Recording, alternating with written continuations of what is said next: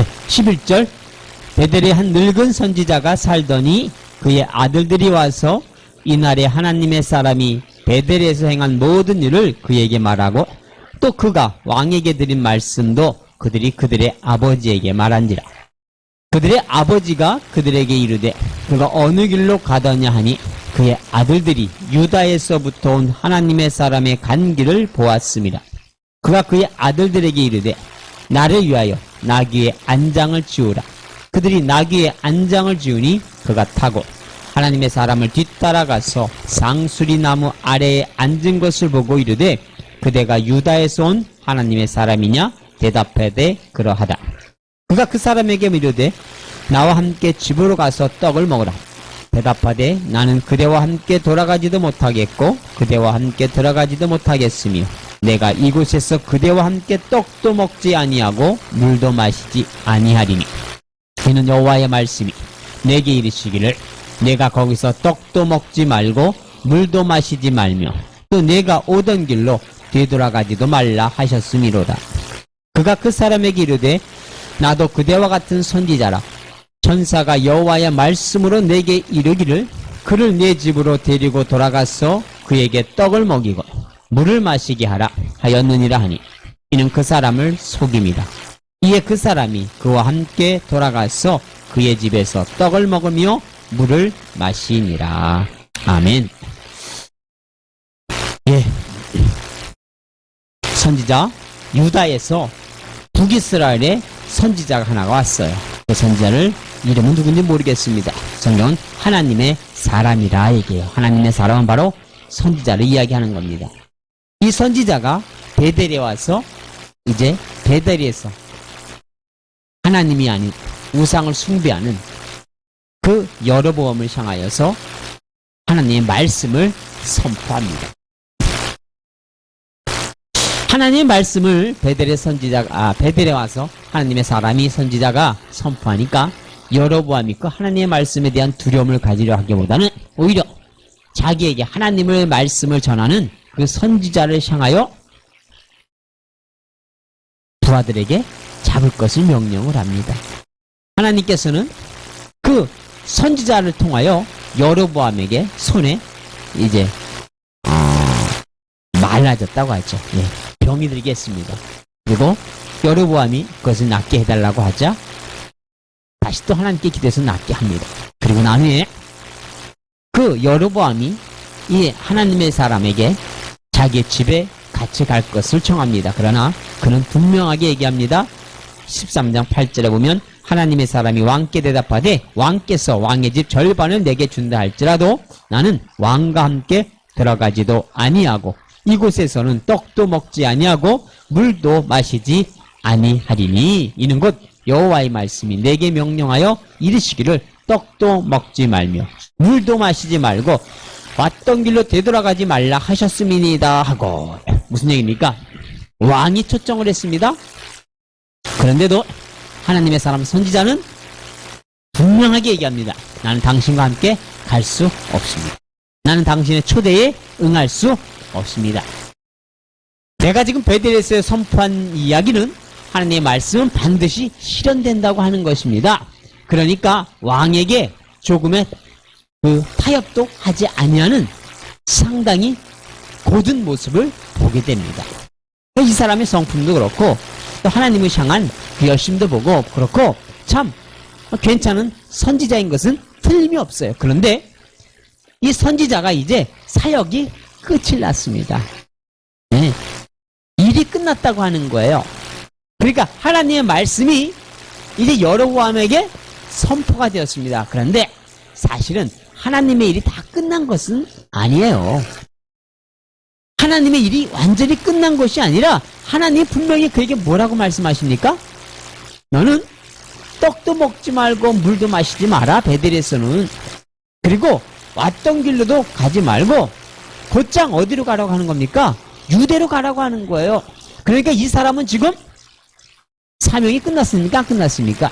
안 끝났다고 하는 거예요. 끝나지 않았는데 이 선지자는 생각하기를 내가 지금 사역이 다 끝났다고 생각하는 것 같아요. 왜요? 여로보암 앞에서 뭘 했습니까? 담대하게 전했습니다. 담대하게 전했다고 하는 것, 이거 쉬운 것이 아니잖아요. 권력자 앞에서 아부하기 좋아하는 사람들이 많아요. 목사가 돼서도 뭐라고 합니까? 아이고야, 내가 안수 받아야 되겠다고 얘기하는 사람도 있잖아요. 응? 목사가 돼서도 무슨 부장이죠? 뭡니까? 요즘 뭐라 하죠? 안기부가 아니고 뭐라 하나요? 국가정보원? 국가정보원장한테 가서 내가 안수를 받아야 되겠다고 헛소리 하잖아요, 목사가요. 그죠? 왜요? 권력자들 앞에서는 목사들도 이 아부하는 목사들이 많습니다. 코로나 사태로 인하여 얼마나 교회가 어려움을 겪었습니까? 그런데 내노라 하는 목사들이 그곳에 가서 바른 소리 한 사람이 있는지 모르겠어요. 아부만 할 줄 알잖아요. 코로나도 하나님은 어쩔 수 없다는 식으로 막말을 해도 입을 다물고 있습니다. 이것이 현실이라고 하는 거예요. 그런데 이 하나님의 사람은요, 군사를 데리고 간 것도 아닙니다. 하나님의 명령을 따라서 혼자 갔습니다. 그리고 그곳에 가서 담대하게 여로보암에게 하나님의 말씀을 선포했습니다. 그러니 자기가 스스로 생각해도 어떻습니까? 뿌듯한 겁니다. 그런데 그 뿌듯함도 좋지만 그 뿌듯함이 너무 일찍 왔다고 하는 거예요. 오늘 말씀은 이렇게 시작합니다. 베델에 한 늙은 선지자가 살았다고 하는 거예요. 그러니까 하나님의 사람이 유다에서 와서 베델에서 말씀을 선포했습니다. 선포하고서 그가 지금 어디로 향하여 가고 있습니까? 유다를 향하여 가고 있는 상황입니다. 그런데 그때 한 늙은 선지자가 살았는데 이 늙은 선지자가 아마도 이 제대로 된 선지자는 아닌 것 같아요. 제대로 된 선지자는 아닌 것 같아요. 왜 그러냐면 베델에 한 늙은 선지자가 살았는데 그의 아들들이 와서 이날에 하나님의 사람이 베델에서 행한 모든 일을 그에게 말하고 또 그가 왕에게 드린 말씀도 그들이 그들의 아버지에게 말했다. 이렇게 얘기합니다. 무슨 얘기입니까? 당시에 북이스라엘의 신실한 하나님의 사람들은요, 이곳에서 신앙생활을 할 수가 없으니까 여로보암이 우상을 만들어 놓고 여로보암이 송아지를 만들어 놓고 이것이 하나님이다 하니까 남쪽 유다로다가 신앙을 지키겠다고 많은 이들이 내려옵니다. 다시 말하면 신실하다고 하는 사람들은 다 내려갔어요. 그런데 이 늙은 선지자는 그곳에 남아있었습니다. 그럴 수도 있겠죠. 나는 이 북이스라엘을 그래도 회개시켜야겠다, 그런 마음을 가지고 남아있으면 얼마나 좋겠습니까? 우리나라 6.25 전쟁이 터졌을 때에 많은 목사님들이 이렇게 월남을 합니다. 그런데 소수의 목사님들은 북쪽에 남아가지고 그곳에서 그 남겨진 성도들과 함께 생명을 걸고서 이 성도들과 함께 하다가 순교를 당하신 훌륭한 목사님들도 있습니다. 그러니까 목사님들이 남아한 것이 꼭 잘못됐다고 할 수도 없고 또 남아있던 것이 잘못했다고 할 수도 없는 것이죠. 그때 하나님이 그들에게 주시는 은혜가 있을 테니까요. 우리가 그렇게 생각을 한다 할지라도 이 늙은 선지자가 분명히 문제가 있는 것은 뭐냐면 그의 아들들이 베델에서 행한 일을 아버지에게 얘기해 줍니다. 무슨 얘기입니까? 그의 아들들이 어디 있었다고 하는 거예요? 베델에 여로보암이 우상을 숭배하는 현장에 그들 아들들이 있었다고 하는 거예요. 그러니까 그 이야기는 무슨 얘기입니까? 그의 아들들이 여로보암의 우상 숭배에 동조했다고 하는 거예요. 아버지가 허락하지 않고 할 수가 있었을까? 아버지가 참 선지자라면 우상 숭배하는 곳에 아들들이 갔을 리는 없을 것 같아요. 그런데 그가 아들이 와서 얘기합니다. 베델에서 있었던 이야기를 얘기합니다. 그랬더니 그 아버지가 그들에게 말합니다. 그가 어느 길로 가더냐. 그의 아들들이 유다에서부터 하나님의 사람의 간 길을 보았어요. 그래서 그가 그 사람을, 그 선지자를 만나기 위해서 아들들에게 나귀에 안장을 지우게 하고는 그 안장을 해서 나귀에 올라서 누구를 찾아 떠나갑니까? 하나님의 사람을 찾아 떠나가는 거예요. 도대체 왜 이 사람이 하나님의 사람을 찾아갔을까? 이 사람이 정말 하나님의 사람을 왜 미혹하려고 했을까? 사실 이해가 잘 안 갑니다. 어쩌면 자기도 선지자라고 하는 소리를 듣기는 듣는데 하나님의 주시는 그것이 모든 것이 다 끊어졌기 때문에 정말 하나님의 사람의 그 선지자의 소리를 듣고 싶어서 그래서 따라갔을 수도 있어요. 아니면 처음부터 하나님의 선지자라고는 했는데 가짜 선지자였기 때문에 이상도 보지 못했기 때문에 그래서 이 진짜 선지자를 한번 만나보려고 하는 마음으로 갔을 수도 있습니다. 어쨌든 갔습니다. 그러나 결과는 좋지 않았죠. 그런데 문제는요, 하나님의 사람을 뒤따라가서 상수리 나무 아래에 앉은 것을 보고 이르되 그대가 유다에서 온 하나님의 사람이냐 묻습니다. 놀랍죠? 하나님이 이 하나님의 사람 선지자에게 말씀하시잖아요. 다른 길로 가지 말고 베델로 올던 길로 돌아가지도 말고. 예?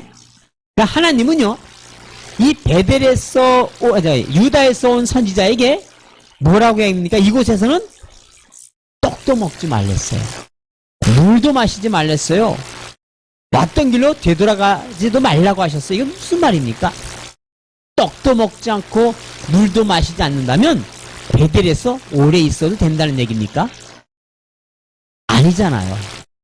떡도 먹지 말고 물도 마시지 말다고 하는 것은 빨리 다시 어디로 가라고 하는 겁니까?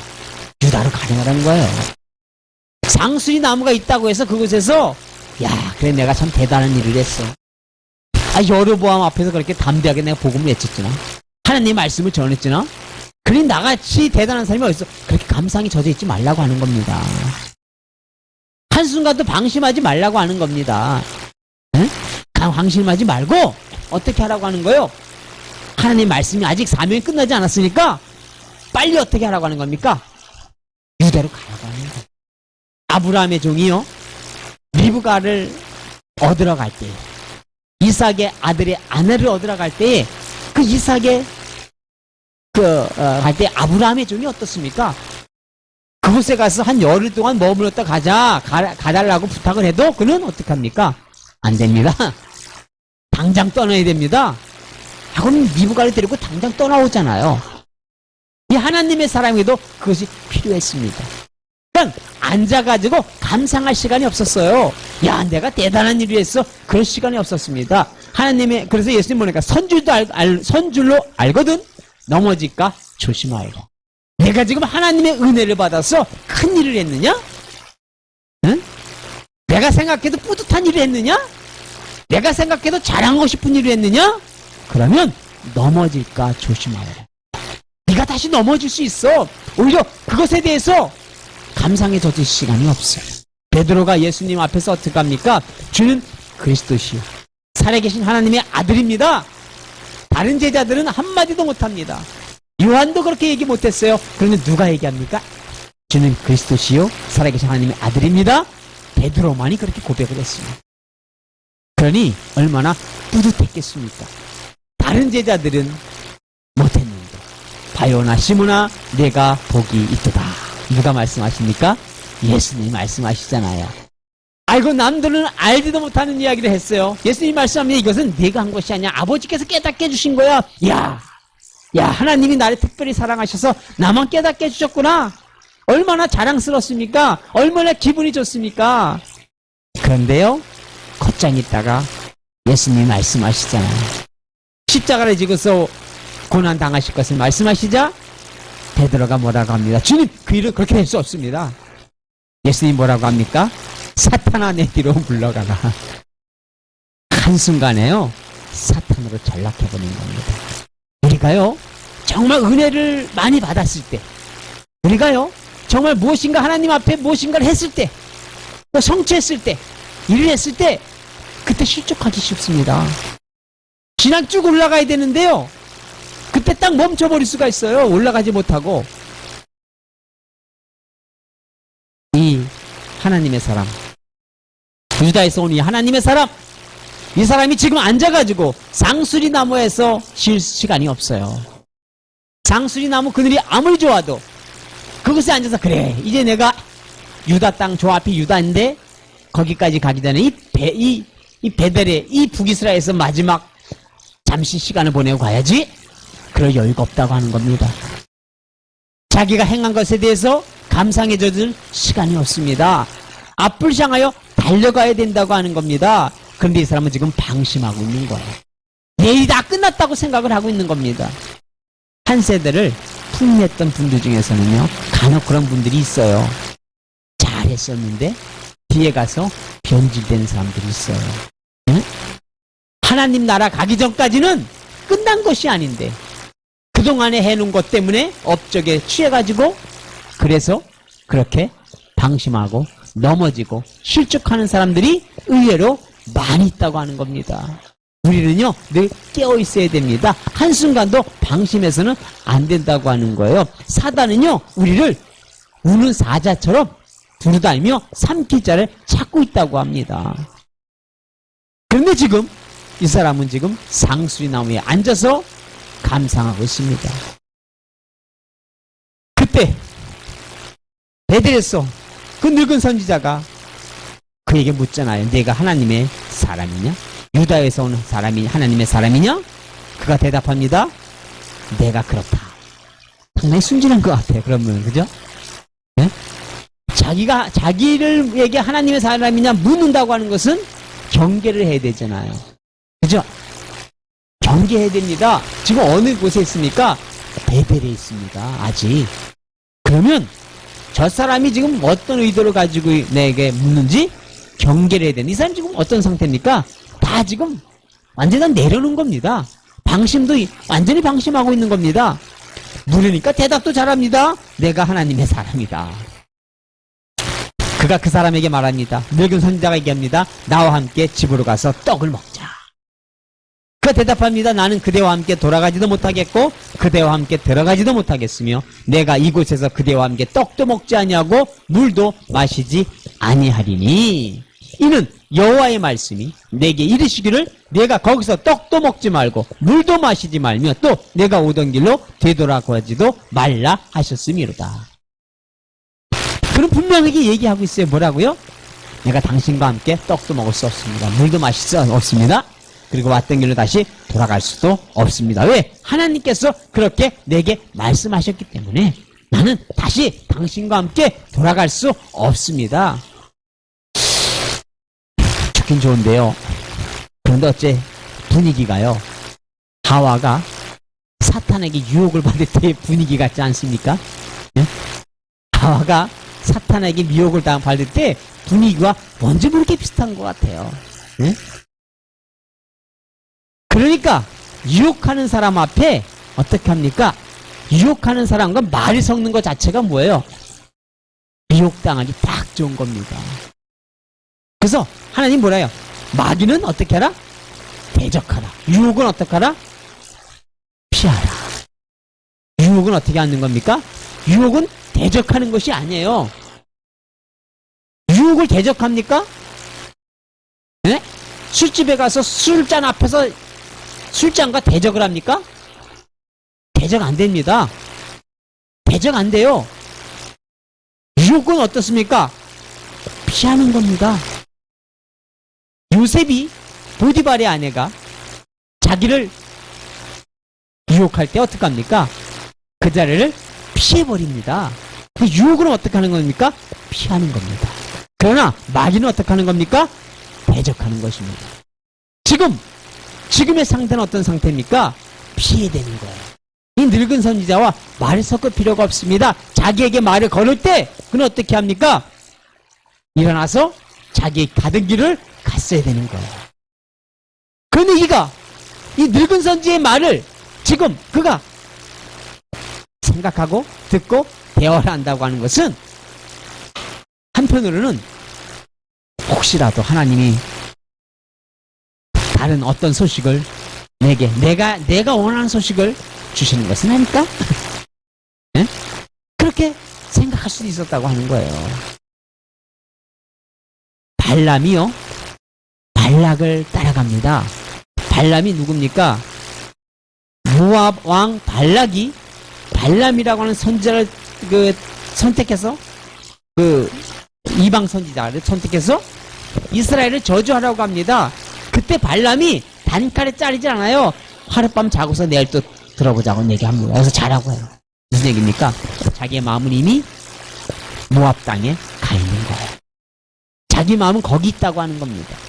유혹하는 자들이 어떻습니까? 대개는요, 그 유혹에 빠지고 싶은 거예요.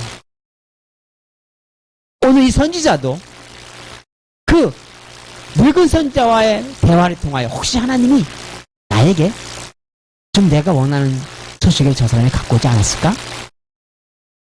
그런 생각을 할 수도 있었다고 하는 거예요. 미혹하기 딱 좋은 상황이 되었습니다. 미혹이 되어가는 좋은 분위기가 되었습니다. 18절입니까? 그가 그 사람에게 이르되 나도 그대와 같은 선지자라. 나도 그대와 같은 선지자라. 그리고 얘기합니다. 천사가 여호와의 말씀으로 내게 이르시기를 그를 내 집으로 데리고 돌아가서 그에게 떡을 먹이고 물을 마시게 하라 하였느니라 하니 이는 그 사람을 속임이라. 아니 속이진 말아야 될 거 아니에요. 그죠? 그런데 이 거짓된 사람들은요, 이 공통점이 있습니다. 거짓말하는 것에 대해서 전혀 거리낌이 없어요.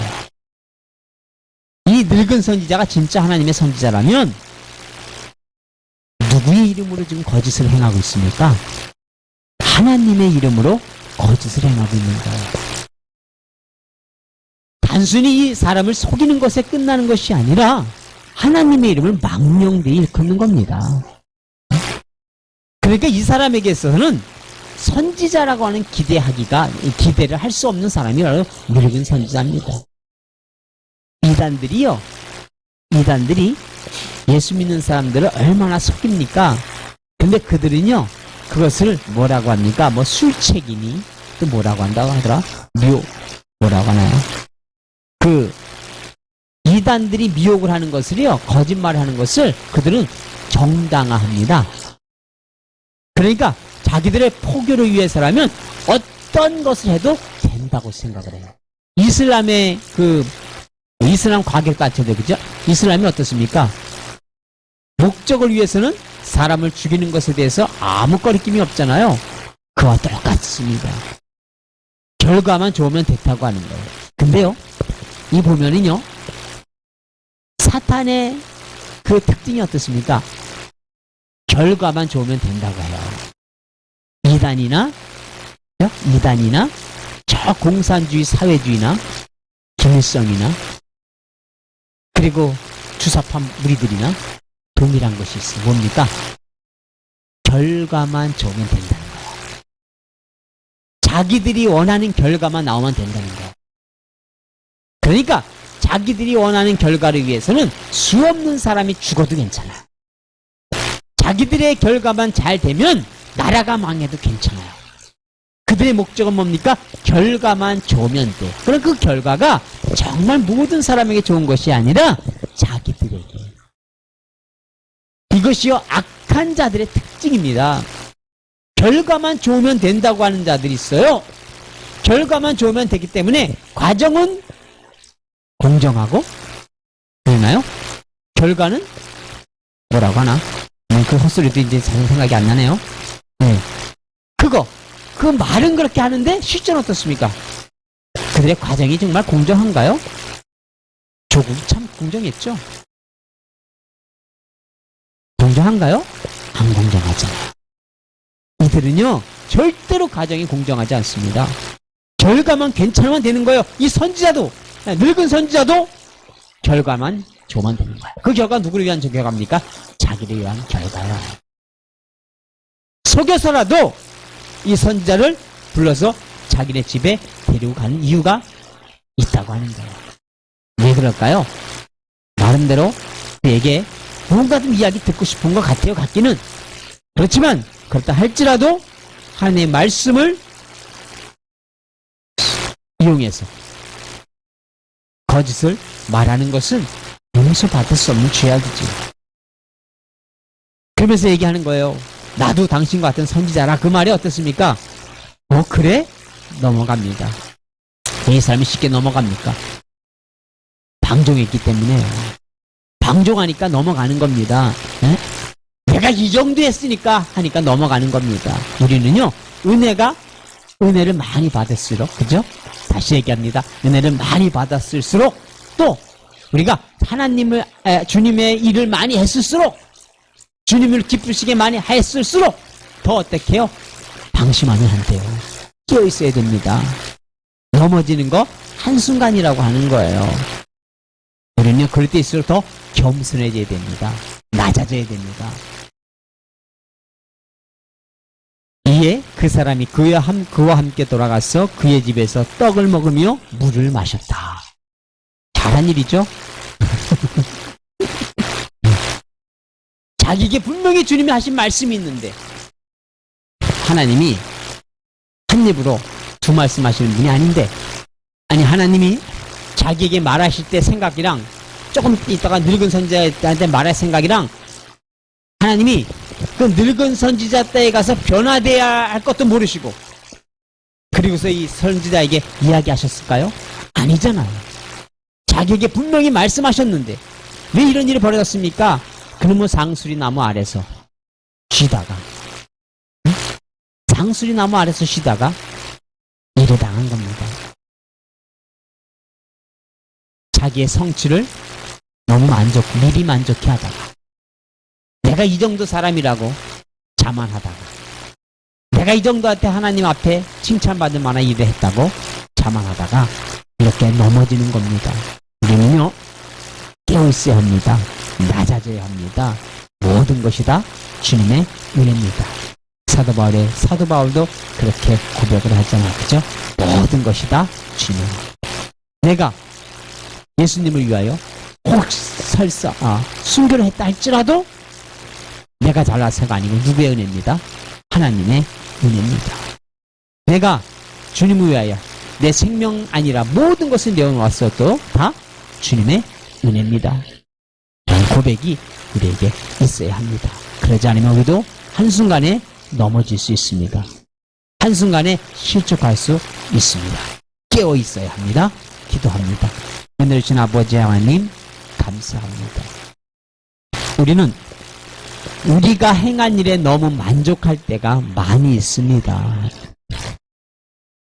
방심하다가 실족할 때도 많이 있습니다. 은혜에 감사하기보다는 내 자신을 자랑하다가 넘어질 때도 많이 있습니다. 깨어있기를 원합니다. 방심하지 않기를 원합니다. 모든 것이 주님의 은혜이니 주님께 영광 돌리기를 원합니다. 낮아진 자의 모습으로 한평생을 살기를 원합니다. 우리의 사역은 끝나지 않았습니다. 하나님 앞에 가는 그날까지 우리는 상수리 나무에 머물러 앉아있을 여유가 없습니다. 깨어있게 하여 주시옵소서. 전진하게 하여 주시옵소서. 실족하지 않게 하여 주옵소서. 주님을 바라보게 하여 주옵소서. 예수님의 이름으로 기도드렸습니다.